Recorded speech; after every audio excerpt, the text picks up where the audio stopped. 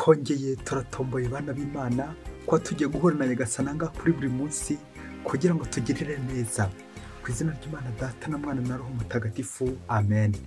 Amahoro bana b'Imana, ni muhumure, tugiye guhura na Nyagasani kugira ngo dukize tubeho neza tubana n'Imana kuri uyu wa gatandatu w'icyumweru cya 32 mu byumweru bisanzwe tariki 12 Ugushyingo 2022 ubwo duhimbaza mutagatifu Yozafati umwepiskopi wahowe Imana. Isomo rya minyomoro ya gatatu ya Yohani umurongo wa 5 kugeza ku wa 8. Nkora mutima yanjye gayo ugaragarize ukwemera kwawe mu byo ukorera abavandimwe ndetse n'abaturutse ahandi. Abo nibo babaye abahamya b'iby'urukundo rwawe mu maso ya Kiliziya. Uzabugize neza kandi nubashakira ibyabafasha mu gukomeza ubutumwa bwabo ku buryo bunyura Imana. Koko rero bahagurukijwe no gukorera Kristo, ntibagira icyo bahabwa n'abatamwemera. Twebwe rero tugomba gufasha abantu nk'abo kugira ngo tugaragaze ko dufatanyije kogeza ukuri. Iryo ni ijambo ry'Imana. Zaburi ni 112. Hahirwa umuntu himbazwa n'amategeko y'Uhoraho. Hahirwa umuntu utinya Uhoraho agahimbazwa n'amategeko ye. Urubyaro rwe ruzagira amaboko mu gihugu, ubwoko bw'abantu b'intungane bugira umugisha. Ubukungu n'umunezero bibarizwa iwe, n'ubutungane bwe buhoraho iteka. Mu gihe cy'umwijima yaka nk'urumuri rumurikira abantu b'intagorama. Koko impuhwe, ineza n'ubutungane nibyo bimuranga. Hahirwa umuntu ugira impuhwe kandi akaguriza abandi, ibintu by'ababigengana ubutungane. Ntabwo azigera ahungabana bibaho, azasiga urwibutso rudasibangana. Hahirwa umuntu himbazwa n'amategeko y'Uhoraho. Nyagasani Yesu nabane namwe. Amagambo mu Ivanjili ntagatifu yanditswe na Luka umutwe wa 18 murongo wa 1 kugeza ku wa 8. Muri icyo gihe Yesu acira abigishwa b'umugani abumvisha ko ari ngombwa gusenga iteka batarambirwa. Nuko aravuga ati, mu mujyi umwe hari umucamanza utatinyaga Imana, ntiyubahe n'abantu. Muri uwo mujyi hari n'umupfakazi wazaga kumubwira ati, ngiranwa n'uwo duhora tuburana. Amwirengagiza igihe kirekire. Ageze aho aribwira ati, nubwo ndatinya Imana bwose kandi singira uwo nubaha, uriya mupfakazi wandembeje ngiye kumucira urubanza rwe rurangire, areke guhora aza kumena umutwe. Nyagasani arongera ati, nimwumve ibyo uwo mucamanza mubi avuga. Imana se niyo yarangana intore zayo ntizirengere kandi yitakambira amanywa n'ijoro? Ndabibabwiye, izabarenganura vuba. Ariko se igihe umwana w'umuntu azazira, azasanga hakiri ukwemera ku isi? Iyo ni Ivanjili ntagatifu. Ariko si igihe umwana w'umuntu azazira, azasanga hakiri ukwemera ku isi? Amen, amen, amen, amen. Bakristo bavandimwe, muze dusange Kristo dusanganire, tumubone, tumwereke abandi buri munsi. Amasomo y'uyu munsi araryoshye cyane, ubwo tujye kuzirikana ku ngingo iryoshye cyane yitwa ngo gusenga ni ukubona Imana. Amen. Iyo nagiye gusenga simpure n'Imana, naba se ndi kuruhira iki? Niba ngiye gusenga mvuyeyo bimerera gute? Ese mbameze nk'umuntu wahuye n'Imana koko uko bikwiye? Gusenga ni uguhura n'Imana, gusenga ni ukubonana n'Imana. Uko akantu bakristo bavandimwe kubonana n'Imana, naba nduhira iki niba koko njya gusenga? Nkajya mu misa, ndi padiri ngasoma misa, nandi masakamento natanga, ariko ngaho simpahurire n'Imana. Ibi byose nyine byaba ari ubusa, murabyumva namwe. Isengesho ryanjye intego yaryo no guhura n'Imana. Nguko abakristo bavandimwe ingingo nziza tujye kuzirikanaho, buri wese rero abe maso kugira ngo turushe guhura n'Imana kuri buri munsi, maze Imana itugirire neza buri munsi. Namara kubona Imana nkanayereka n'abandi. Ngaba rero abanditsi tujye kuzirikanaho babona Imana ariko bakayereka abandi. Aha akawa muhanga wavuze ati, niba isengesho ryawe ritaguhindura, hindura uburyo ukora mu isengesho. Amen, amen. Umunsi umwarimu yagiye kwigisha mu ishuri isomo rya ekonomi, gucunga umutungo, kubungabunga umutungo. Nuko ngo amaze kwigisha arigisha, nuko nyine ubwo yari ari gukangurira abanyeshuri ngo guhera kuri duke bafite bakagenda bazamuka kugeza igihe nyine bazakirira bakabona ibintu byinshi cyane. Nuko rero ngo aratangira ababwira ati, umva rero, ni uguhera ku giceri kimwe cyangwa nk'idolari rimwe, buriya uhera ku giceri kimwe mpaka ukomeze ushakishe, nta kurambirwa no gushakisha mpaka uzagera kuri moto. Nuko mwarimu rero atangira gushishikariza abo banyeshuri guhera byibuze ku giceri kimwe, bityo bakagikoresha neza kuzageza igihe nyine bagereye kuri moto. Akomeza bahizo ngero zose z'ukuntu umuntu ahera kuri dukeya ariko agakomeza kuzageza igihe nyine agere nko kuri moto. Nuko umwana umwe wari umaze kureba mwarimu uri kubigisha uburyo bagomba gushakisha amafaranga ngo bagahera ku giceri kimwe kugeza igihe bazabonera moto. Maze areba uburyo umwarimu ameze n'uburyo nta n'akamoto agira, nanjye kuvuga n'uburyo akennye, ariko akafite za teori. Maze aramubaza ati, mwarimu tubwire niba koko kwemeza ko ari igiceri umuntu aheraho, ese wowe ni igiceri wabuze kugira ngo ugere kuri iriya moto? Ngaho natatubwire dukusanye amafaranga mpaka tuguhereza icyo giceri, maze nawe uzatwereke moto. Bakristo bavandimwe, Yesu Kristo akuzwe.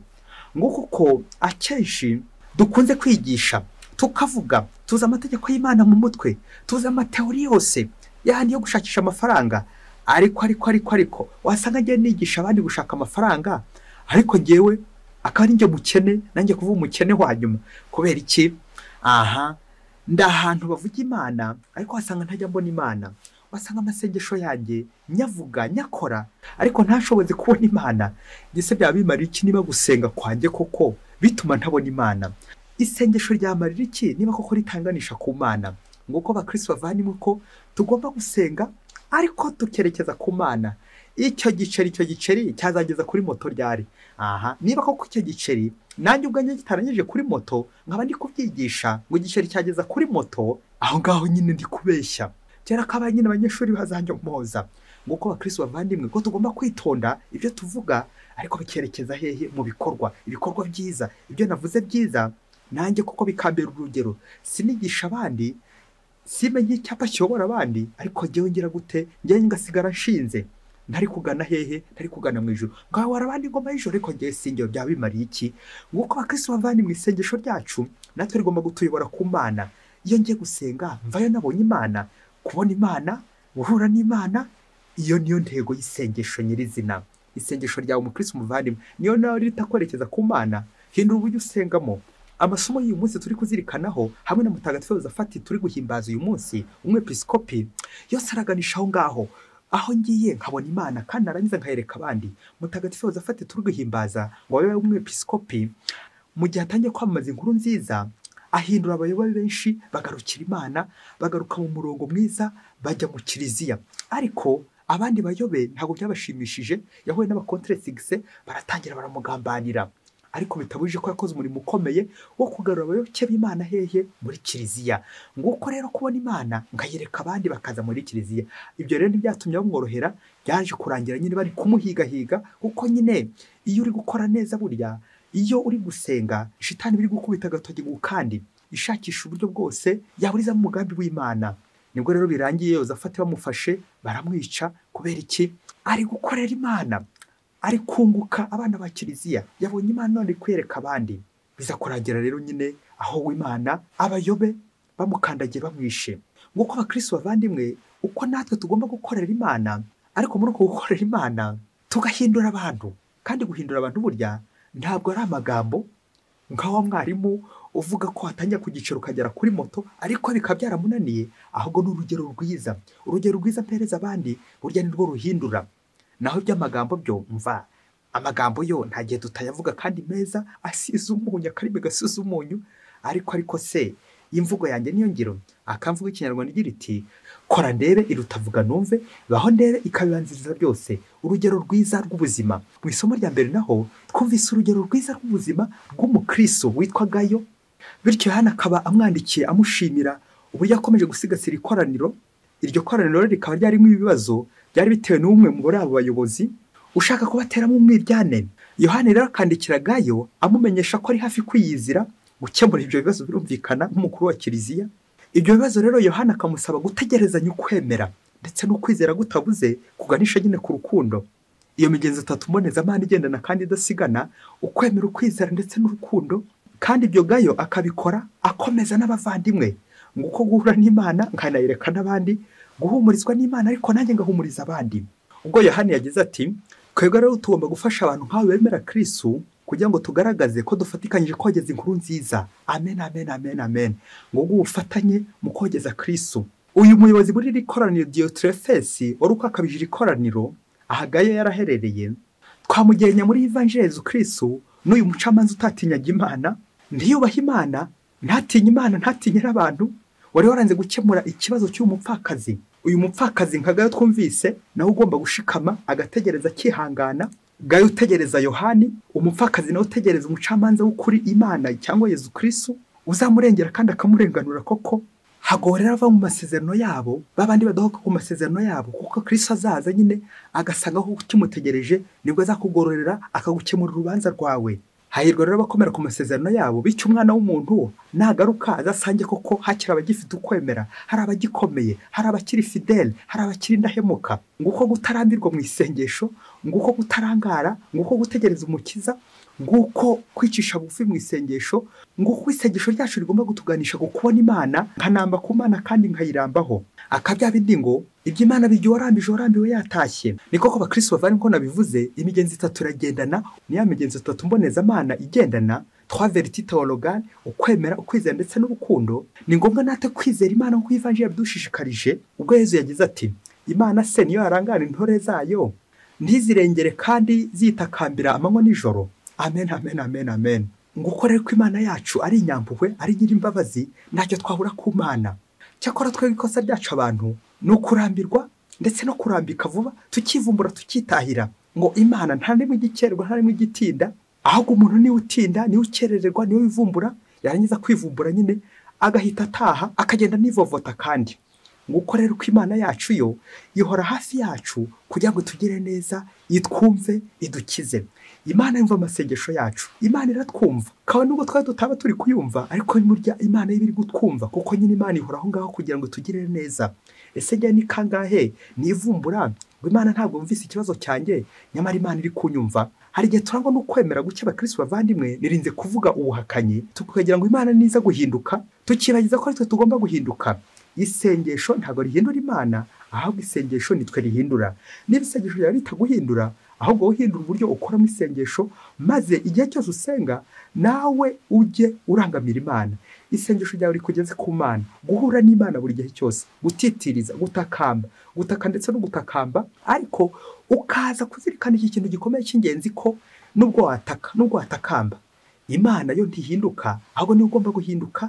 Bityo n'isengesho ryawe rikaba ririmo kwemera ko Imana iri aho hantu. Akantu bakristo bavandimwe, nibyo mutagatifu Yohani Maria Vianney yahoraga asubiramo igihe agiye gushengerera, Dieu est là, Imana irahari, ndabizi Yezu Kristo arahari. Yezu nubwo ngiye ntari gukubona, ariko uranduzi. Amen, amen, amen. Kuba Yezu Kristo anduzi, icyo nicyo cyizere kiruta ibindi byose. Yezu Kristo aranduzi. Igihe nagiye gusenga, kubera intege za muntu no kuba rwose ndihagije ngiye nk'umuntu nk'ikiremwa, hari ubwo ndashobora kubona Imana, ariko icyizere mfite ni uko Imana y'induzi. Ngaho isengesho ryacu rigomba kugera kumva ko Imana iri kunyumva, kumva ko Imana induzi. Ako kantu bakristo bavandimwe, Imana iranduzi nubwo ngiye ntayibona. Nyagasani uranduzi nubwo ngiye ntakubona. Nguko no gushengera, burya ushengerera ntago tujya kugira ngo Imana tuyibone vuba vuba, kuko twebwe turacagase, ahubwo Imana niyo itubona mbere yuko twebwe tuyibona. Imana yambonye, icyo nicyo cyizere ngomba kugendana. Imana yambonye, ni Imana yambonye, ubwo rero ibindi byose iranduzi wese. Kuba Imana induzi birampagije, kuba Yezu yambonye birampagije. Rero nanjye icyo nsaba nuko nanjye nabona Yezu koko, kuko nyine burya Imana ishobora kubimbona ariko ngiye ntayibona. Nanjye rero ngomba guharanira ko nanjye aho nanyura hose isengesho ryanjye rigambira kugira gute, kubona Imana. Aho ndi hose mbe ndi kumwe n'Imana.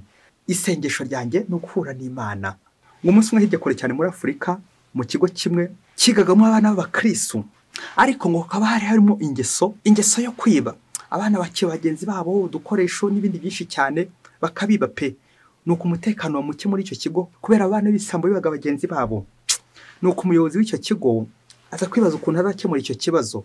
Ese azirukana abo bana bizagenda gute? Nuko umunsi umwe arabatumiza bose kugira ngo abakoreshe inama, maze abacira umugani ugira uti, umuhinzi yagiye guhinga, noneho ibyo ahinze inyoni zikaza kubirya. Nuko asubira guhinga, imyaka yajya kwera, agasanga inyoni zageze gute, zarayiriye. Nuko umunsi umwe umuhinzi amaze kubona ko ntacyo ari gusarura, afata icyemezo agiye gukoresha kadahumeka nyine cy'ishusho y'umuntu, izajya imurindira imyaka, bityo inyoni zaza zareba ya shusho zikaba zatekereza, inyoni zigatekereza ko ari umuntu.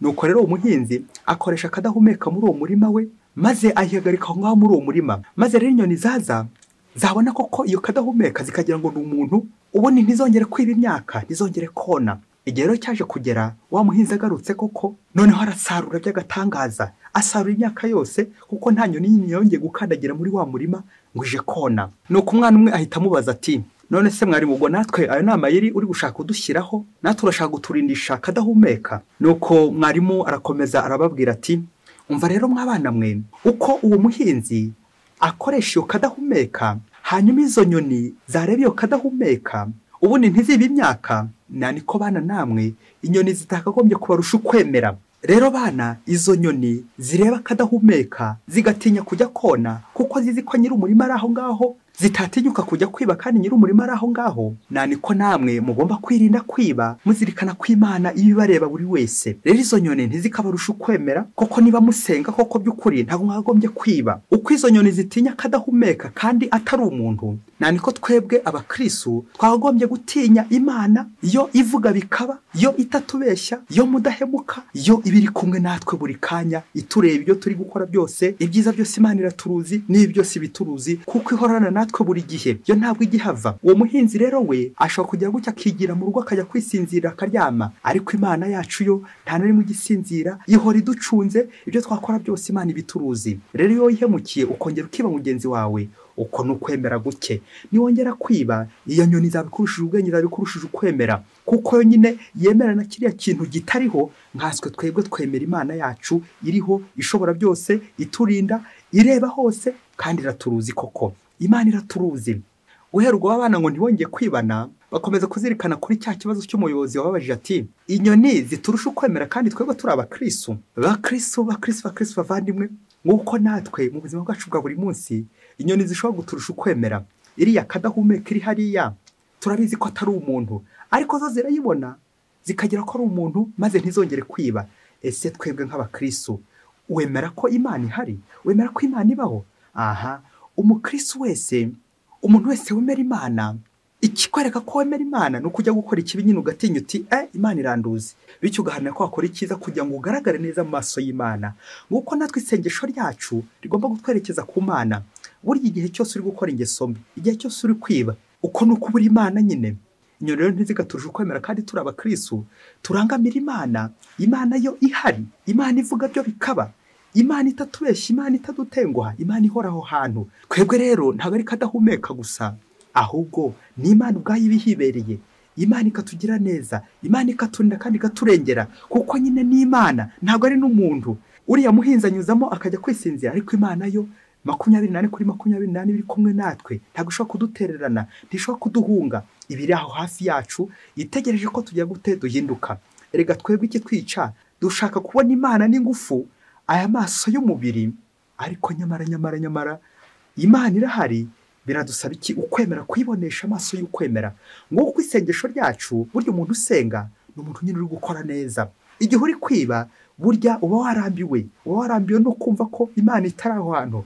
Burya niba uzi ko Imana iri aho hantu, nta ngeso mbi wakagombye kujyamo, nta kwiba wakagombye kongera gukora, kugira ngo nyine ya nyoni itaza gukurusha ukwemera. Tekereza nawe inyoni ikandusha ukwemera, birashoboka. Aha, nguko rero ko tugomba kujya no gushengerera igihe ngukora n'igihe dushengerera, tukazirikana ko Imana igize gute, Imana iri aho. Yezu Kristo arangaho muri Ukarisiya. Ese koko iyo kadahumeka inyoni ziturushe kuyibonamo umuntu uri kuzicunga? Nyamara Yezu Kristo mu isakamyo Ukarisiya we uhari wese ntitumubone. Ilela Jésus ela, Yezu Kristo arahari hariya, arahari nyine nk'umuntu uri kuducunga, uri kutugenzura, atari kugira ngo tugirire nabi, ahubwo ari kugira ngo aturengere kandi aturenganure. Ngo wa mucamanza uba uri hafi yacu. Mu isengesho ngahurira n'Imana, muri Ukarisiya nkabona Yezu, mu masakamento ye nkamubona, kuko Yezu Kristo hose arahigaragariza kugira ngo agire gute, agize nawe agukize. Ese ni kangahe njya gusenga ariko simbona Imana? Ni kangahe njya gushengerera ariko simbure na Kristo? Ni kangahe mpabwa umubiri wa Kristo ariko simbashe kuwakira neza uko bikwiye ngo nemere ko Yezu Kristo arimo hariya wese? Hari abantu babuze ukwemera, hari abantu batemera, kandi byaba nshobora kuba ndi padiri ngasenga, ngajya mu misa, muri konsekarasiyo, Yezu akaza agatambuka agakiza abantu, bikaza kurangira ngiye ntabyemera, kandi ndi padiri, kandi byaba. Nguko abakristo bavandimwe, abenshi turavuga amasengesho, ariko ni kangahe tujya dusenga uzi ko ushobora kuba urivuga amasengesho ariko udasenga, nguko kurambirwa vuba bikaza kurangira urambitse. Amasengesho yacu tuyerekeze ku Mana, tuzirikana ko Imana ihari kandi twumva. Kuba Nyagasana nyumva birampagije, kuba Nyagasana ndi kundeba birampagije, kuba Nyagasana ari ahantu birampagije. Mukristo umuvandimwe, nujya gusenga ukagira Imana ukabona akanya ko gusenga, icyambere uzajya ubanza kwiyibutsa, ujye uvuga uti Imana irahari. Niba Imana ihari birampagije, Imana iranduzi. Iyo dusenga dukora iki? Iyo dusenga tuganira n'Imana kuko umwana aganira n'umubyeyi we, ariko ibyo tukabikora mu kwemera. Amen, amen, amen. Mwese Imana ibaha umugisha, Imana Data na Mwana na Roho Mutagatifu. Amen. Padiri Musumukuru Ladislas wa Diyosezi ya Cyangugu.